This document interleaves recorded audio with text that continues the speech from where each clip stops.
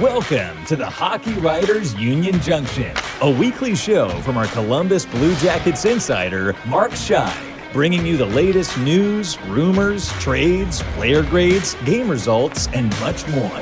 From training camp to the playoffs, from draft day to the trade deadline, he covers everything that happens with the Jackets.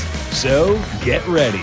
It's time for another get-together at Union Junction. Well, welcome back, Blue Jackets fans. You have reached Union Junction. It is episode number 4. Cody, Nicholas, I'm Mark. Great to have you back with us here.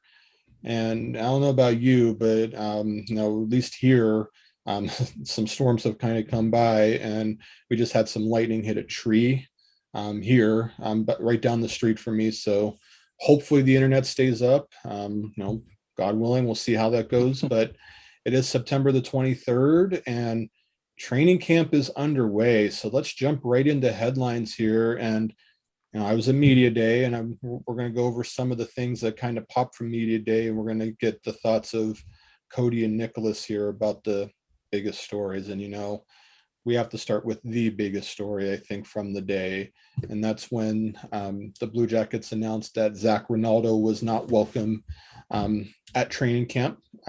President of Hockey Operations John Davidson came out and admitted that that Rinaldo refused to be vaccinated, and as a result, he's not going to be welcome in camp. And of course, you remember back to when they fired Sylvain Lefebvre, the assistant coach, for refusing to get a vaccine as well. So, Nicholas, I'll just start with you. Just what's your take on the whole situation, on them basically banning Rinaldo from training camp? Well, we talked about it last week, Mark, if this was going to be a continuing story or not. And it turns out that it is. We were a little on the fence. We weren't sure if everybody was going to come out and actually talk about it. It seems like, I don't know, maybe I'm just missing things, but it seems like the Blue Jackets are really one of, if not the only organization to really come out and make a stand on this. Is that it? Are you guys noticing that too? I believe the Islanders did something with one of their players too. And Okay. That is certainly going to be a story worth watching, as we've mentioned, is will a player be welcome at camp? We've seen some teams come out and say that they have an unvaccinated player. Like we saw Tyler Bertuzzi in Detroit's not going to be able to travel to Canada. And then you might miss a slew of games that way too. But yeah, it's a developing story because we don't know all the training camp rosters, and we already know the NHL said 10 to 12 players are going to go unvaccinated. So I think it's still a developing story. Yeah, it'll be interesting if all those names end up coming out, depending on what team they're on and what that team kind of decides to do with everything. I know Jarmo today, when he was talking, he was asked about what he was doing versus what other people were doing, and he was kind of hesitant to answer it. I think because he's always been kind of like the color gray. He never wants to say anything that's too out there. But I'm sure that they have their plan. They're just not letting us know about it all yet. Zac Rinaldo is such an interesting player. I know a lot of people were, I think a lot of people were surprised to see him sign in Columbus. He's a very interesting player, kind of an old school kind of guy who a lot of people had thought that role's been kind of phased out of the game. So, I don't want to say anything. There's nothing bad about Zac Rinaldo, but at least we're not losing somebody who's going to play at the top of that lineup, like Jacob Voracek and whatnot. And Cody, I'll go to you in a second here, but I know that there was a thing in I believe it was the Hamilton Spectator newspaper talking about a rally that he supposedly spoke at. And he had a quote saying that he's not anti-mask, he's not anti-vax, but he's pro-choice. And that certainly got the attention of a lot of people. And then this came out, and now we find out that he's not vaccinated. And Kekalainen said it on Wednesday during that press conference. They don't know what the AHL protocols are yet. He was pressed if he was going to be able to go to Cleveland, or you're not welcome in Columbus, but you're going to welcome him in Cleveland. He said, well, we don't know the protocols yet. So I think there might be more to come there. And, we'll see if the NHLPA does anything too. So Cody, what's your take on this?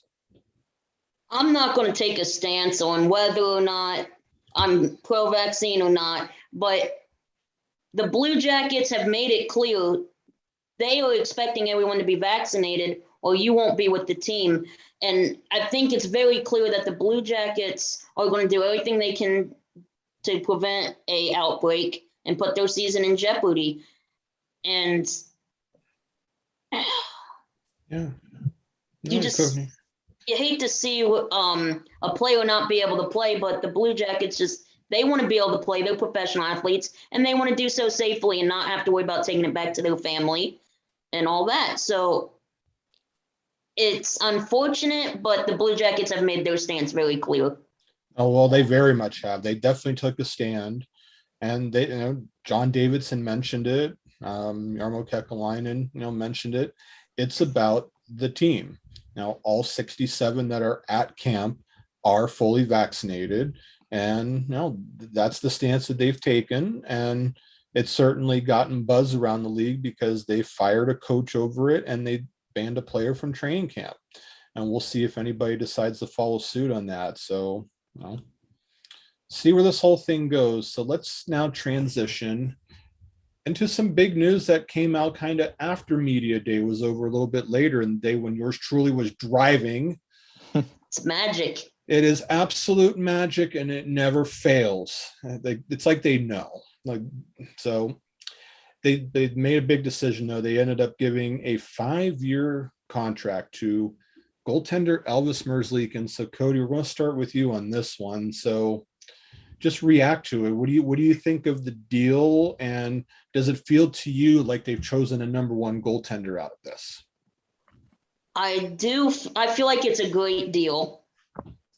I mean, the personality that he doesn't just bring skill and ice. He has a personality that is just contagious. I don't think I've ever seen him very upset in a press conference after a game, ever. He's always smiling and he's always very positive. So I do think that means Merzlikins is the guy moving forward. Do I think that means Korpisalo is on the trading block right now? No. But it does seem like they're leaning towards Merzlikins long term. And Nicholas, I know you got to listen in a little bit on the press conference that happened on Wednesday. Just what did you take from, listening to Merzlikins and listening to Jarmo Kekalainen and just on that overall situation? I got to say, I don't think he could have any other first name other than Elvis, because you look at the king of rock and roll and you look at this guy, there's something about them that people just love them. And if you have a guy in your locker room like that, I mean, they're worth paying to stick around, especially in a town that I don't know, has Columbus ever really had a guy who's got that level of personality and that same level of game breaking in the same person? I'm not sure. This guy, he could be a big deal in terms of Columbus history. And to see him want to be here for the next 6 years, that is just lovely. And got to say, Columbus has been really making moves in the past couple of weeks, couple of months, to really make sure that they're letting the rest of the league know that there are players who want to be in Ohio. And I think this is another big signal to try and cancel out that narrative a bit that's been going around a little bit the last few years, that Columbus isn't a place where people want to be. And definitely with a game-breaking guy like this, that's kind of starting to change that narrative a little bit more. And I agree with Cody. It does seem like this is going to be the guy moving forwards. And I also kind of agree with Cody that he said it's not as much of being Korpisalo being on the trading block.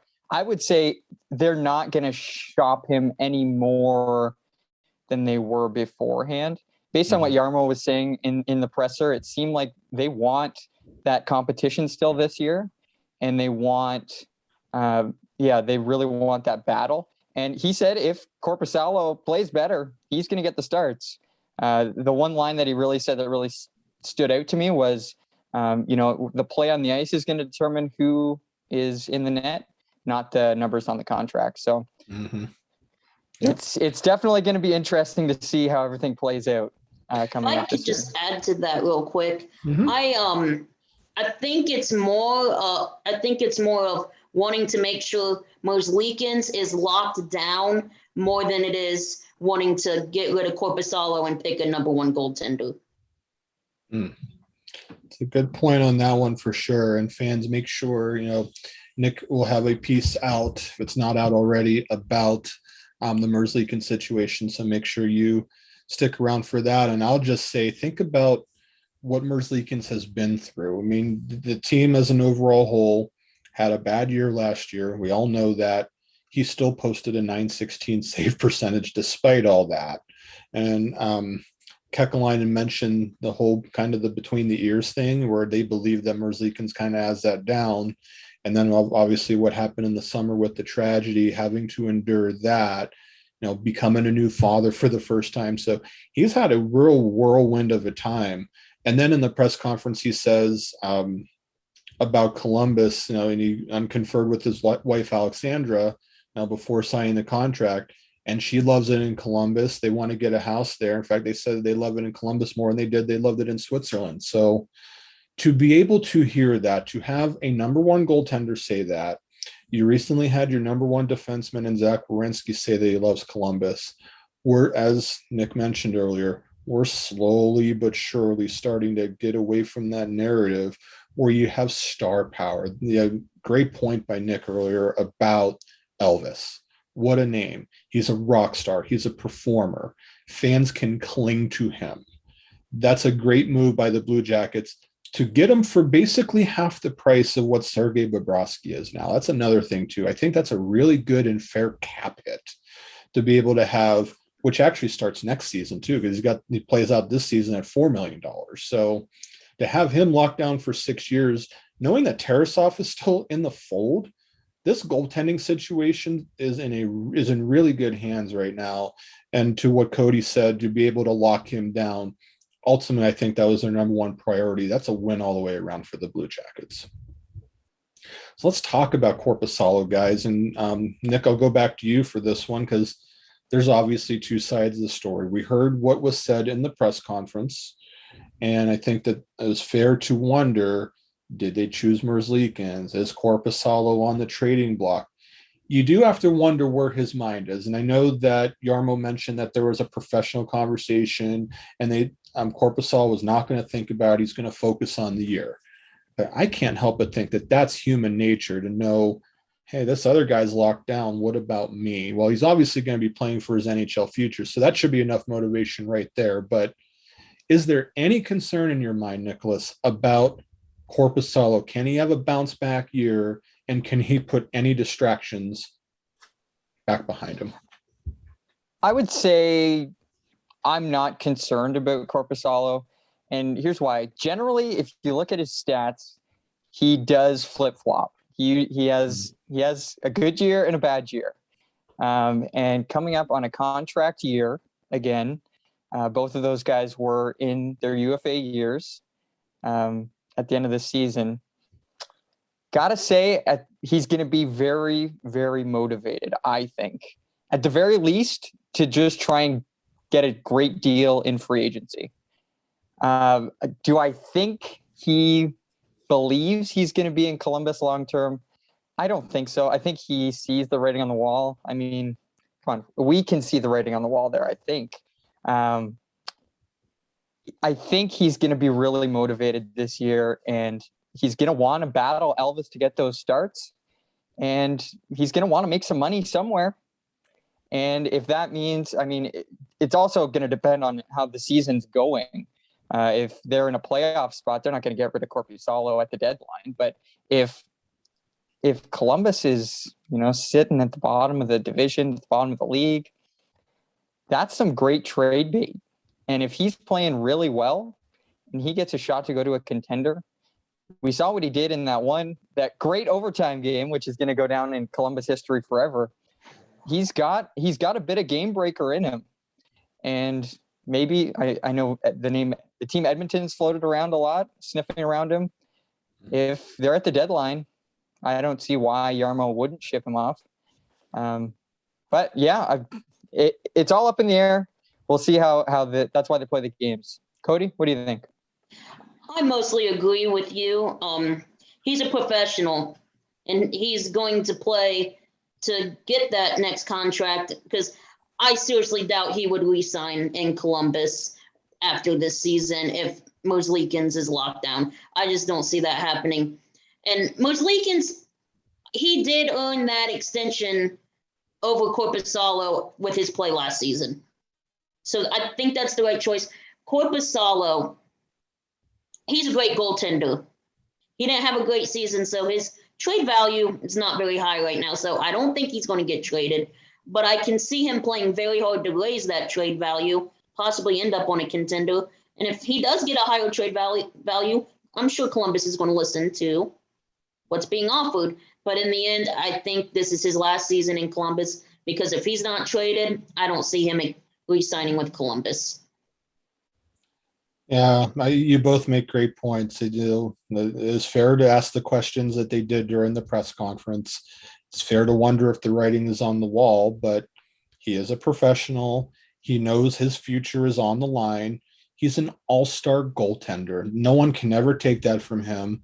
No one can ever take the fact that of the game one performance that he had, where he was just complete. Just ask the Toronto Maple Leafs and the Lightning how tough it was to play against Jonas Korpisalo. It's not like that his numbers didn't look great last year. He had a down year.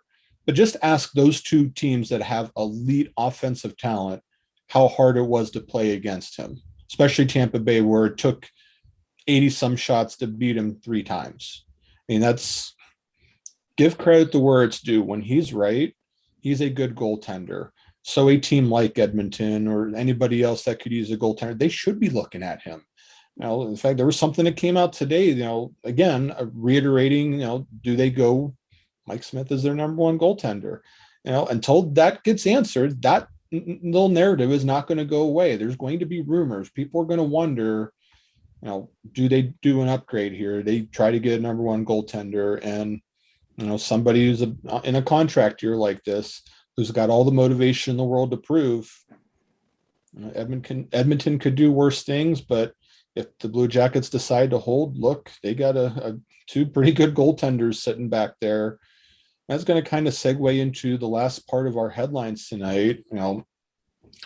So if they do keep both goaltenders and they both have really good years, and let's say the defense does better than everyone anticipates, and Patrick Laine gets back on a roll, and Jake Voracek is a huge difference maker as a playmaker, and Gus Nyquist comes back in and ignites the offense a little bit. Listen, during media day, the team, Voracek was one of them. He said, I don't think Jarmo Kekalainen's acquiring me and my $8 million cap hit if this was a rebuild. So they're not treating it as a rebuild. So my question, I'll start with Cody, is this really a rebuild? I mean, are we to believe that the Columbus Blue Jackets have a legitimate shot at the playoffs this season? I love the confidence they are showing, but they do not have a shot at the playoffs, in my opinion, this season, and it is a rebuild. I mean, you've traded off Cam Atkinson and Seth Jones, 2 huge pieces. I think the ceiling for this team is at about 500. So I do think it's going to take a few seasons, but I don't think it's going to be a real in-depth rebuild that takes years, like in Detroit.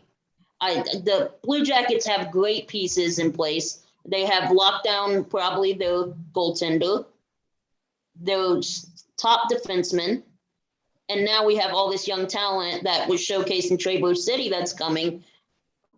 They have good pieces. It's not going to take very long, but for this season, it's a rebuild. All right, Nicholas, what do you say? For me, I never like to write a team off, because there's always one or two teams that sneak in there that you're like, that team had no chance. They had nothing. There's no way these guys are going to make it. And they do. But when you look at the division they find themselves in, it's really tough to sneak past Carolina, the Islanders, the Penguins, and the Capitals. And that's not even mentioning the Flyers. You know, this is a deep division. It could be the deepest in the league. It's definitely up there, if it's not the deepest. It's going to be a tough road to hoe if they're going to make it. But I got to say, you know, you do have a lot of game breakers on this team. So they're definitely going to put up a fight. They're definitely not going to give up night in, night out. There's a lot of motivation there to succeed. I would say the chance to make them making the playoffs is slim, but I wouldn't count them out. I really wouldn't. This is a scrappy team. Columbus has always been, pretty much every year they've made it early on was like, no, they can't do it again. They can't do it again. Mm-hmm. We'll see. Yeah, it's going to come down to how the rest of the division performs and what Brad Larson can get out of this team.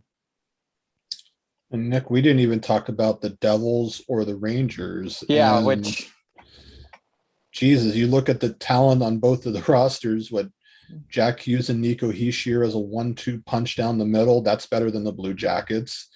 You have Alexis Lafreniere and others, Mika Zibanejad, Artemi Panarin on the Rangers. That's pretty gosh darn good. So that's 7 deep right there. But, you know, everybody's got questions. You know, every team, it doesn't matter what you have, because you can't factor injuries. You can't factor a lot of other things. You can only try to project what's going to happen. Personally, I think the Islanders are the deepest team now. I think they're kind of the team to beat in the Metro, in my opinion. I think the Penguins have taken a little bit of a step back. You have Malkin and Crosby, who are both, you know, kind of up the hill with age, and Crosby's going to miss the start of the season. And they're dealing with their share of injuries. Washington is an older team that's not getting any younger as well. We're still a good team, but you just wonder if the gap is starting to close. You know, we mentioned Carolina, you know, we mentioned the Flyers as well, who, you know, they feel like that, you know, Carter Hart's going to come back, and they picked up Ryan Ellis in the offseason. So the point is the Metro is going to be tough. But now look at the goaltending situation. You know, there's some teams that have some legitimate goaltending questions right now. The Penguins come to mind there. I even think the Capitals, to a degree, come to mind with goaltending questions. The Flyers certainly do. Blue Jackets, you know, just locked up their number one, who had a 9-16 in a down year. If he plays anything like he can, and the team in front of him is better, he could be over 920. And if you're over 920, you're giving your team a chance. It's really now going to come down to what they're able to do up front. And you're right. I don't think we can write them off yet. Now, will they make it? I'm not going to sit here and say that it's 100% guaranteed they're going to make it. They're going to have some things go right for them. But to write them off right now, that is not a wise move. You know, there's certainly some game breakers there. They've got some pieces in place. I think there's some pieces in place that are going to pop that maybe a few people aren't expecting right off the bat.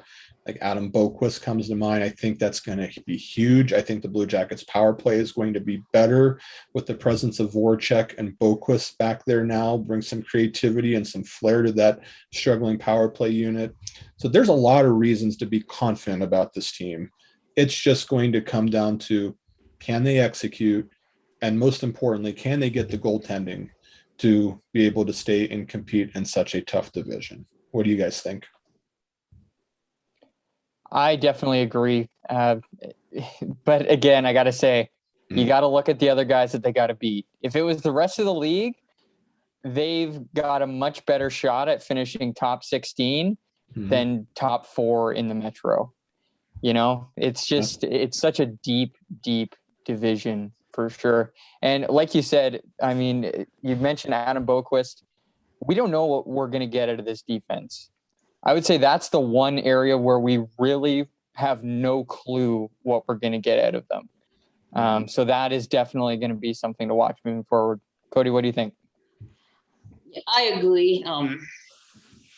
The defense is a question mark. It'll be interesting to see what we get there. And I also agree with Mark. The power play is going to be much better this season. Maybe I was a little harsh in my assessment, saying they're not going to make the playoffs. There was a chance. I just don't see it happening. Well, they're used to that, and they'll take that as motivation, and ultimately we'll see where it goes. So before we jump into the interview that we have scheduled for you here with Deana Weinheimer from Full Field Pass Hockey, covers the Cleveland Monsters, we're going to jump. We have one Ask Us Anything question, and then we pose the question of the week. So we're going to get into that real quick. And this is at dcarry31. We really appreciate this question, Dale. And it's just, Dale says that the Blue Jackets, of course, went undefeated in Traverse City, and he wanted the thoughts on the young core just as an overall whole, as in how bright is the Blue Jackets' future truly? Nicholas, we'll start with you on that one. I'm saying it's looking good.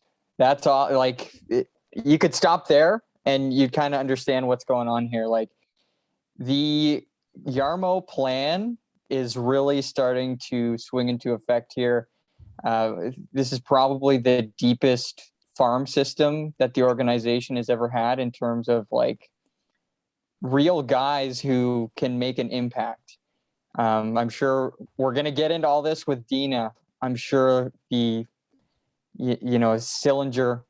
Chinakhov, these guys have the shot to be legitimate star players who can be in the NHL for a decade and a half, maybe 2 decades. These are legitimate players. They showed it at the tournament. And there's also a lot of depth to the system right now. A guy who really stood out. He had a big questionable hit, but Malatesta, this is his first year post his draft, and he showed up. He had a hat trick. When he was drafted, he was he's kind of branded as a power forward kind of guy, and I think that's what we saw in the tournament. I don't know if he's at the same level as a Tom Wilson, but if you can have a guy who's heavier on the puck and really giving it in your middle six, that's looking real bright behind your Sillinger and your Kent Johnson, who we didn't even get to see Kent Johnson. I mean, that could be the top guy. There's 3 big names right now and a bunch of little names, and I'm really excited to see where this team goes. Cody, what are you thinking? If you saw what they did in Michigan and you're not excited, I don't know what you were watching. Sillinger, 5 points, 2 goals, 3 assists. Chinakhov, 6 points, all goals. Shooting percentage of 56.2% on 13 shots. Tyler Engels, 6 points, 2 goals, 4 assists there. Christensen had 5 assists. And if you're still not excited by that, let me lay out a possible line about 2-3 years down the road if Line chooses to stay. Imagine Line on the left wing, Sillinger or Johnson at center, and Chinakhov on the right wing. Imagine that line. Who do you cover? They're both snipers, Line and Chinakhov. I think it's a very bright time in Columbus for the future. As I touched on when we were discussing if they're rebuilding or not, I mentioned those great pieces. That Traverse City just confirmed that.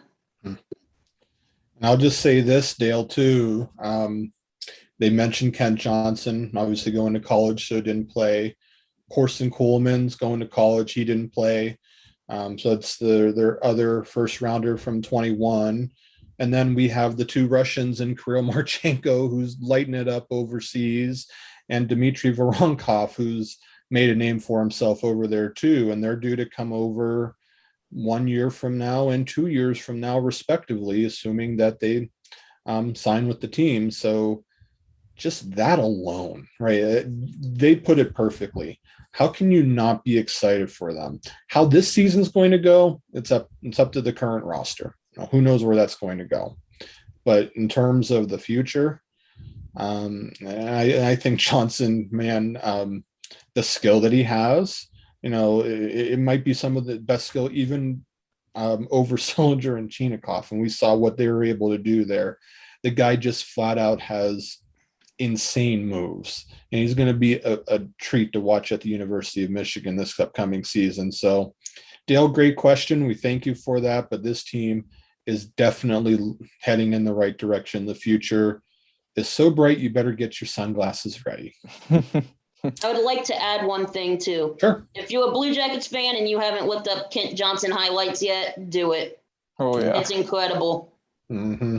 It's well said, Cody. So we'll wrap part one up here with the question of the week, and we just had a couple of responses to this. But we just asked. There's media day was out there. Camp is starting up. We just asked, what's the one biggest storyline that you have going into the season?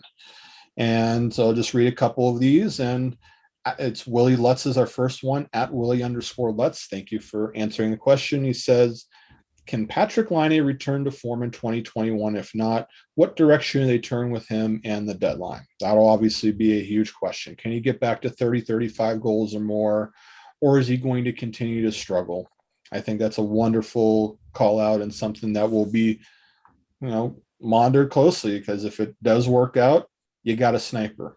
If it doesn't work out, maybe a change of senior will turn him into a sniper again, but the Blue Jackets are going to get some premium pieces back in some sort of a trade. So if we know anything about Jarmo, he'll find what the right solution to that, whether it's to keep him or to flip him. The season will obviously dictate that. And I just got the one more here, and our friends over at CBJ Actively Speaking, great podcast, been on it. Hope you guys are doing well.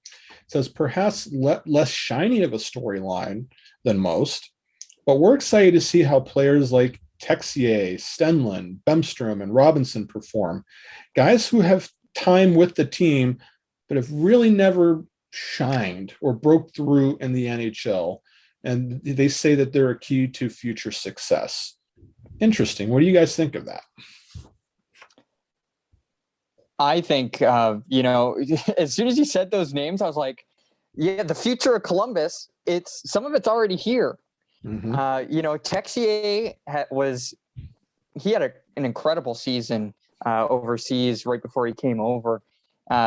He performed well in his first playoff series when he came over. He kind of has leveled off a bit, but there's still more in the tank there. And he's still really young. He's definitely not in his prime yet. So this is still a guy who we've got upward trajectory. And same with, Bemstrom. This guy, he's also a sniper, great shot. There's so many guys when it comes to Columbus's future that I guess it's still kind of building off the last question, but man, it is looking good in Ohio. Cody, what do you think? All those players mentioned are keys to the future. Robinson, he has great speed. We've seen that. He's opened up the ice multiple times last season for great opportunities and chances. We've seen Texier. He has offensive creativity. We saw what was the term the NHL Network used? The French fire poker or something like that on the shootout goal. Yep. And Texier is definitely going to get better. He has leveled off the past few seasons, but let's be honest, they've been some weird seasons. The last couple ones. We had the shutdown the 1 year, and then the shortened year. So it's probably been very tough on players' development, but I do think those are all key players in Columbus's future. 100% agree with both of you, and great question by them because, everyone's been waiting for them to pop. Texier, Bemstrom, Stenlund. This is their chance. Big season for them. Can they finally pop? Can a new coaching staff get the most out of them? That is something we're certainly going to watch. So thank you for that. And that puts a wrap to the question of the week. So thank you, everyone who pulled in for that. And we're now going to transition to part two, where we're going to have Deana Weinheimer join us to talk about her experience in Traverse City and being able to watch the prospects live and being able to watch the Blue Jackets go 4-0. She's gonna have some great insight for you guys. So stay tuned. Interview's coming at you right now. All right. Welcome back to the Union Junction podcast. Cody, Nick, Mark, joined now by someone, good friend of mine, who had the opportunity to go to Traverse City. They got to cover the entire tournament. It's Deana Weinheimer is joining us here from Field Pass Hockey. Hi, Deana. Hi, Mark. How's it going? We're doing good. We really appreciate you taking the time to join us. So just start out with overall impressions of being in Traverse City and being able to cover a major tournament like that. First of all, if you've never been to Traverse City and you're a fan of the outdoors or just a fan of the water, go. It's gorgeous up there. But this was my first real big NHL hosted or NHL organization hosted event I've had the opportunity to cover. I mean, sure, I'm going into my third season being, covering the Cleveland Monsters. I've done plenty of games with them, but it was a great tournament. Many thanks to the Center Ice Arena in Traverse City, the people up there, and the Detroit Red Wings for kind of welcoming me in with open arms. And yeah, it was great to see some of the potential future stars of the NHL, start to try to get their feet wet and battle for their potential first contract and their first line.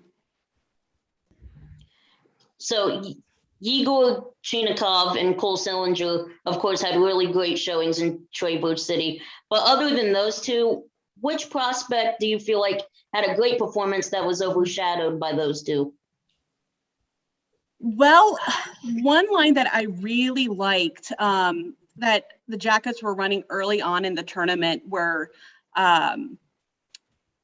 they had Cole Fonstad, Tristan Mullen, and James Malatesta. Now, Fonstad and Mullen are both under AHL contracts. I'm not sure if Malatesta even has a contract going in, but the three of them really kind of rose above every assignment, every expectation I felt that they had going into this tournament and really made names for themselves. I mean, of course, there was that questionable hit, unfortunately, from Malatesta in the game against Detroit. But then the very next night, he went out and got a hat trick against Toronto. He would definitely be like the dark horse of this one. But again, I loved the play of Fonstad and Mullen in this tournament. I would definitely say that, yeah, Malatesta, just based on what Jarmo said after he was drafted, we definitely saw that for sure. I agree, Deana. Someone who I wanted to ask you about, I'm very partial to Norwegian hockey players. It's just a thing that I've got. I got to ask you about Ole Bjorgavek Holm. You'd think I'd be better saying their names. But this is a guy who should have been playing in the OHL last season. He managed to spend some time with Cleveland because that season had been scrapped. Just based on what you've seen, you've got a much better look at the Monsters than we have for the most part. What would you say about his game, and how do you think he played in this tournament? He's one of those defensemen that you love because you don't really notice him too much. He's very steady and dependable, but he is also amazing on the penalty kill. He's the kind of defenseman that I've seen that will go up on the rush if needed, but he protects his goalies. Unfortunately, he has to go back to the OHL this season because he didn't meet the 20-game cutoff that they established for OHLers having to go back versus being able to stay in the American Hockey League. And I honestly don't think he has, any chance of making the Jackets. So we're going to have kind of a year off in seeing him. But I mean, he plays every inch of that 6'3" frame. And he was another one that every time I looked up on the penalty kill, he was there and he was guarding his goalies. So I enjoyed him. I'm sad he won't be in Cleveland this coming season, but I look forward to having him back hopefully in the 2022 season. So when you saw him, he didn't look like he was out of place playing alongside men? No, not at all. Wow. Not at all. And I think those games in Cleveland. I think it was around 13 games. I can't really remember. It was But 16. 16. There we go. Yeah, I think that honestly helped him, but no, he did not look out of place at all. There were very few Jackets prospects that actually looked like they might have been out of place or anything. I mean, they all looked so solid and so cohesive, but he was one of the leaders on that defensive squad. I want to ask you about the goaltending, especially coming up in Cleveland, because we know Daniil Tarasov is going to be the big star there, but the guy behind him was a guy that they just brought in, lost his OHL season last year, but looked really impressive at times, especially early in the tournament, in Jet Greaves. I'm just kind of wondering what you saw from him, and I guess what Monsters fans can expect from him this year, especially if Tarasov has to get called up or anything like that. Would you believe that he hasn't played hockey in over a year? It's crazy, right? Right. I wouldn't have believed that watching that tournament. I mean, I think he's going to slot into that backup role quite nicely. He looked so comfortable, so at home in that crease up in Traverse City. It was like he belonged. Was very stable goaltending, nothing overly flashy, but he did the job that was required of him. So Monsters fans will like that dependability. They're used to that in Brad Thiessen. Now that he's coaching, I think he's going to have a very nice pupil in Jet Greaves. I'll just add to this real quick before we go back to Cody for the next question. So at the Erie Junior Showcase, if anyone was paying attention to it, there were 30 NHL teams that were there scouting it. Jet Greaves played at that tournament.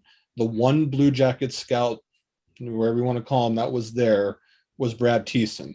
So he saw him play at that tournament, was impressed enough. Next thing you know, they sign him to an AHL deal, goes up to Traverse City and ends up going 3-0. That is not bad. And I think that he was one of those players where the OHL lost season really affected him, where there were some players that may have heard their name called late in the draft but didn't.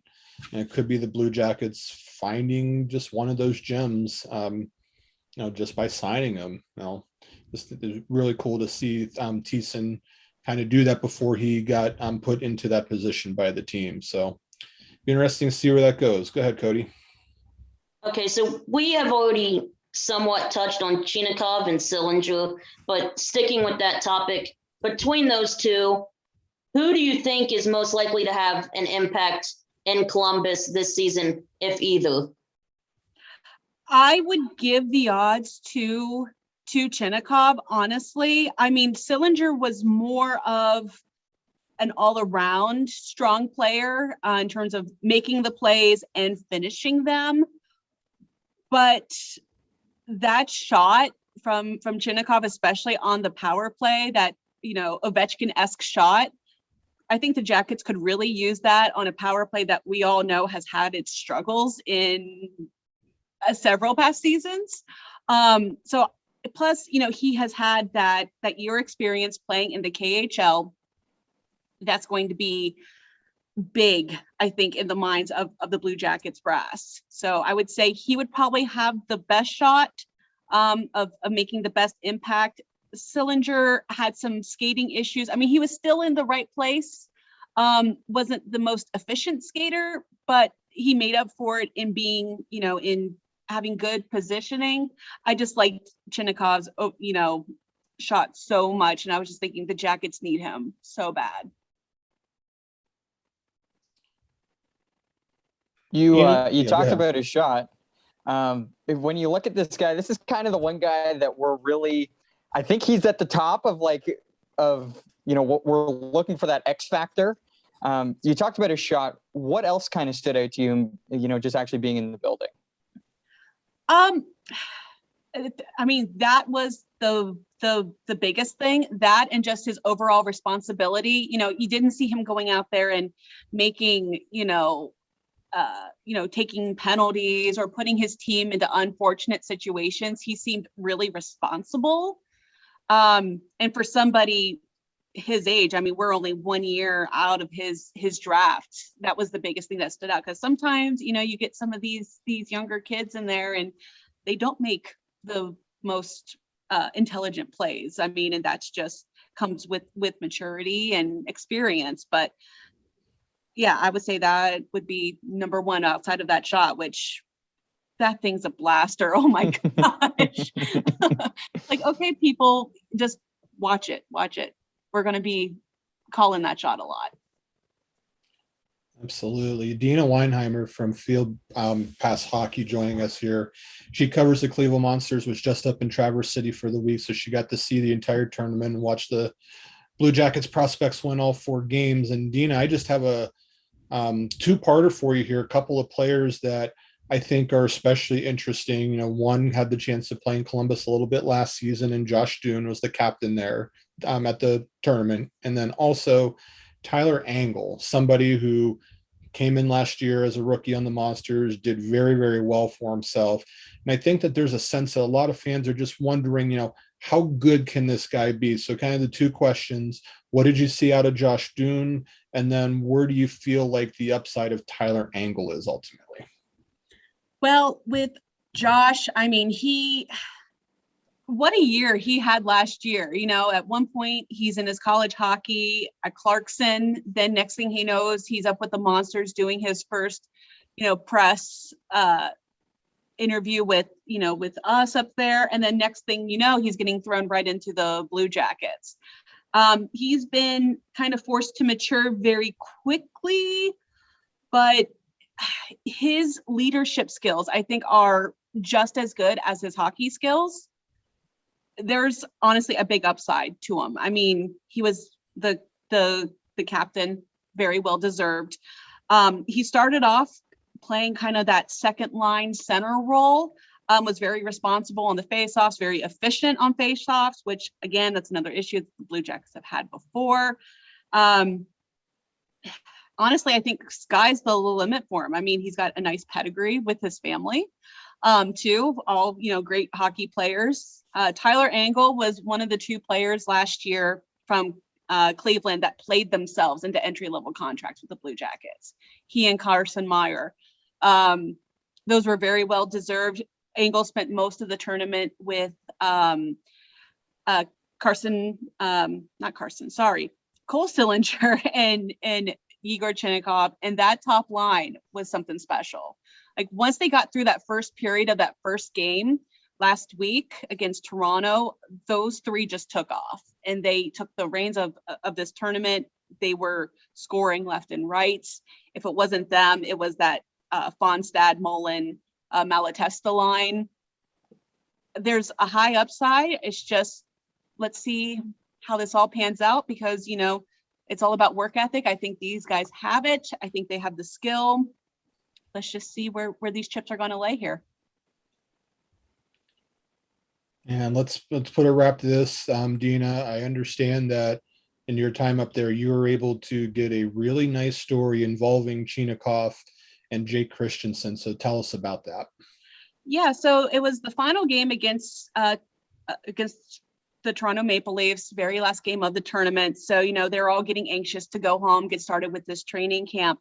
That final game, there were several healthy scratches, mainly Chinakhov and Sillinger, but Jake Christensen was out with an injury. He was a late addition to that scratch list. So all the scratches, there were some benches, or not benches, but like low risers around the rank up in Traverse City where the players can sit, team officials can sit, and media is in that area too. So I'm down in the first row, and then there are 3 rows behind me. And the entire game, Jake Christensen and Yegor Chinakhov were sitting next to each other and pointing things out on the ice. Of course, Chinakhov is still very new in English lessons, but Jake Christensen was kind of taking that extra time. I couldn't fully hear what was being said, but you could just tell that he was taking his time, helping teach him the Blue Jackets system. Okay, this is why they're doing this here. Watch this guy come up here.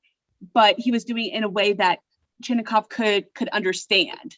Like he was using different motions with his hands and things like that. So the fun never stopped up in that row. They were all having a good time, but the education never stopped. And that really stuck out to me, that Jake Christensen was taking that leadership role and trying to help someone who may feel a little out of his element, being in a brand new country, brand new language, trying to help him out and get ingrained into this system and feel like he's a part of the team. So it's just kind of a heartwarming, sweet moment. That's really cool to hear, because that's something that fans, you probably will not read about that or hear about that too often. But that's why it's cool to have somebody like you and other media up there, especially if you can witness that, to kind of give some perspective about, what these players can really do and what they're really about. So fans, make sure that you follow Deana. She does a great job covering the Cleveland Monsters on Twitter. She is at FPH Monsters. I know October 15th is right around the corner, their home opener. It'll be really interesting to see what that roster looks like. And there could be some really interesting players to be able to watch. So Deana, thank you so much for taking the time to join the Union Junction podcast. We do greatly appreciate it. All right. Thank you. The pleasure was all mine. Thanks for having me on, guys. Absolutely. Well, thanks, fans, Deana. Yep. Thank you so much for joining in the podcast. We'll be back here at the same time next week. Hope you have a great week, and we'll see you then here on the Union Junction podcast.